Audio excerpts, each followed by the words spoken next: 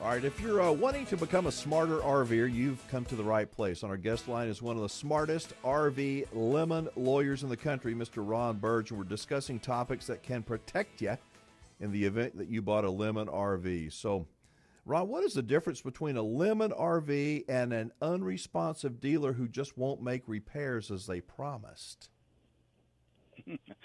Probably the difference is because the factory isn't paying them timely on their warranty claims. That's been a long-time problem in the industry. They argue with the dealers, and most people think that the dealers and the factories are in cahoots together and get along just fine. But actually, that's not entirely true at all. There's a lot of dealers that are at odds with the factories, and a lot of factories that, frankly, short-sheet the dealers on their warranty claims, or they take forever to pay. And the dealer doesn't have any incentive to speed up the gear. He's sort of hung in with the factory selling their products, so he doesn't have a lot he can complain about, and yet the factory sort of strings him along on getting authorizations to do repairs and then getting payment to them for the repairs they do. It's a bit of their both faults. It seems like, I hate to say it, but in some instances they're running out the clock because the warranties aren't that long. It takes a long time to get your RV back out of the shop, and all of a sudden, game's over, we win, you lose. I know that sounds ugly, and I'm not trying to be ugly, but do you get that same sense sometimes? Oh, absolutely. You know, the way I look at it is if you go down to the Ford dealer, the Chevy dealer, the Chrysler dealer, the Kia dealer, whoever, you buy a brand-new car, if you had the quantity of problems or the severity of problems with it that you have with your RV when it's brand new, you'd be back in there screaming. And, you know, the fact of it is you don't. And the only reason you don't is because those people take the time to build it carefully and build it right. The RV companies are so into it for so much profit on each RV that they're cranking them out as quick as they can. And unfortunately, the RV lifestyle is so attractive that a lot of people fall in love with the RV and drive off and don't get as far as they think they're going to go in it. Isn't it true that if I think I have a lemon RV and I'm considering hiring a lawyer like you, that's really my last resort? That, I mean, things change once I turn it over to the lawyer, and it's not going to be resolved overnight. There comes a cost with it, financial, emotional. Talk about that for a minute. Yeah, that is true. You know, when you reach the end of your rope, so to speak, and you've had all you can put up with, or your spouse has had all you put up with, and you need to take this problem by the horns, the reality of it is that when you get a lawyer involved, you can push some of the emotion off onto the lawyer and let them deal with the problems that you're dealing with from a legal perspective, but it still hangs there and haunts you. You still have to make that payment. You still look out the window and wish you were using it instead of looking at it. But the lawyer, it takes time to go through the legal process. And the simple fact of the matter is that the people who are willing to stick with the process and not give up and not allow themselves to be cheated again by the factory and such, the ones who argue back, those are the ones who usually end up with the most out of a bad RV case. The ones who just can't stick it out, either because they're so frustrated they give up or because the factory has succeeded in just pushing them to the ground and making them give up either financially or emotionally, those are the people who come up short. You got to stick with it. Once you're in, you better stick with it. So, you know, I meet people all the time that want to buy an RV, but now they're getting gun shy with all these things on Facebook and social media, and they're literally scared they're going to buy a lemon. Where do you draw the line between being cautious and paranoid? I don't know. That's a hard one because it's probably the same place where my wife says that she'll let me buy an RV, and she hadn't said that in ever.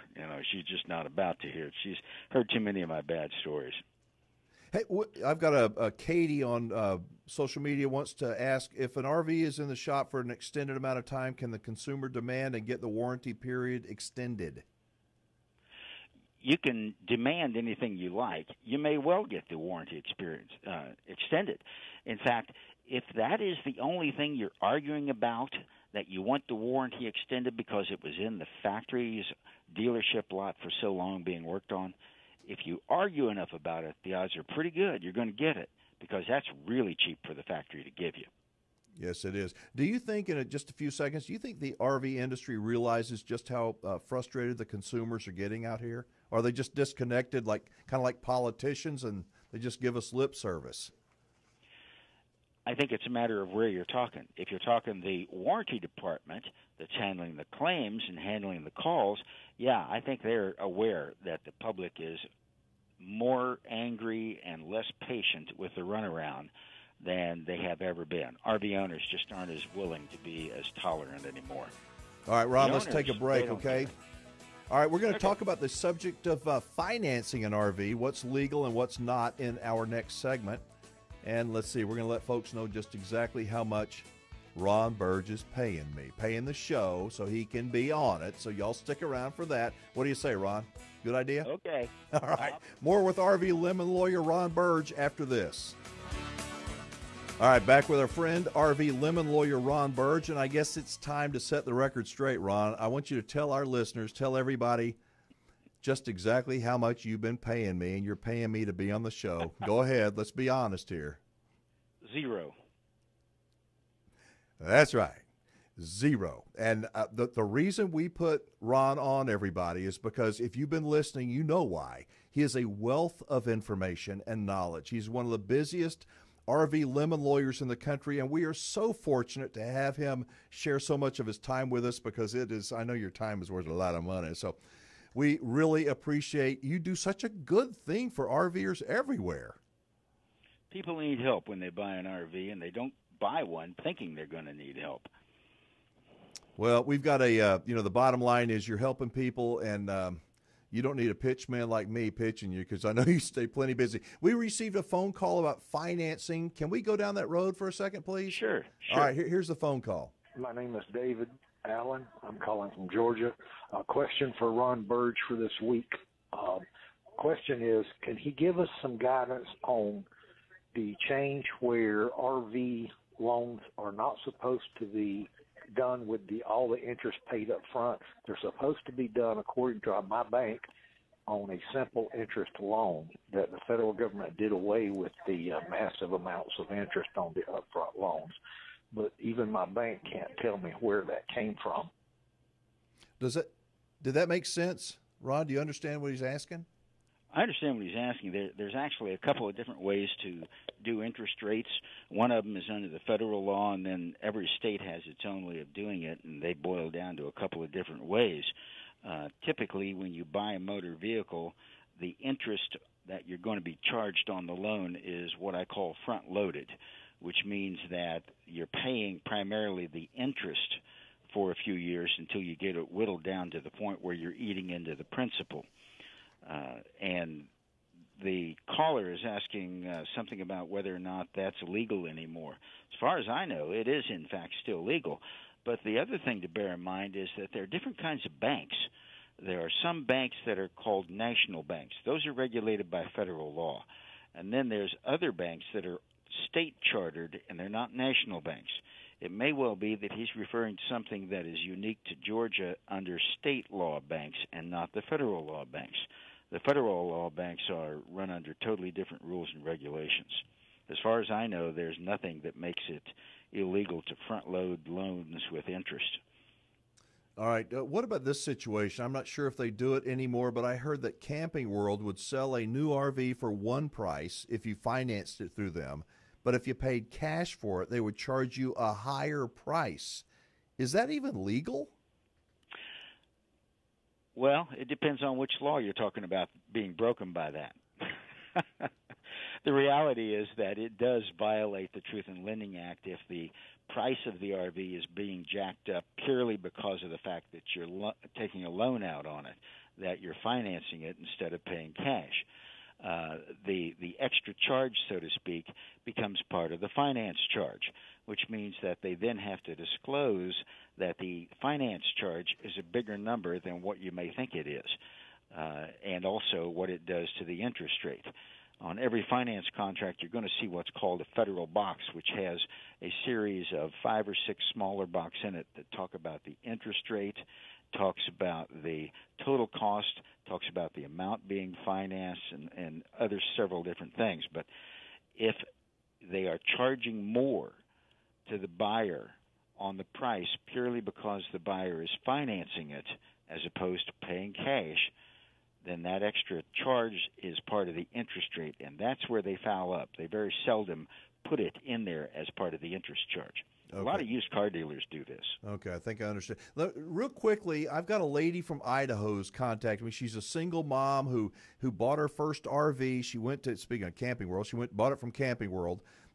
And she didn't know what she was getting, and the salesperson said, "Oh, sure, that your truck will." It was a F-150, a Ford truck. Your truck will pull that. Well, it turns out it wouldn't pull it for very long, and she ended up blowing the transmission or having some serious problems because she didn't have the right vehicle for it. But she bought it because the salesman said, "Oh yeah, no problem." Whose fault is that? I mean, isn't that partly the buyer's fault? But what about that kind of a situation? That kind of situation is the seller's fault, the dealership, and the individual salesperson who makes that misrepresentation can be held liable for it. The dealer, however, may be able to get off the hook, so to speak, because they're going to have that "we didn't promise you anything" clause in their sales contract. So if you are a buyer and that kind of a representation is made, what you always need to do is say, "Okay, then write it on my contract for me." Make them write down that your 1999 or your 2010 pickup truck, whatever it is, have them write down there, is able to tow this fifth wheel. Now that becomes a specific representation of fact, which is a warranty legally. And then the guy who writes it can be liable, and the dealer that makes the deal can be liable if, in fact, it's false.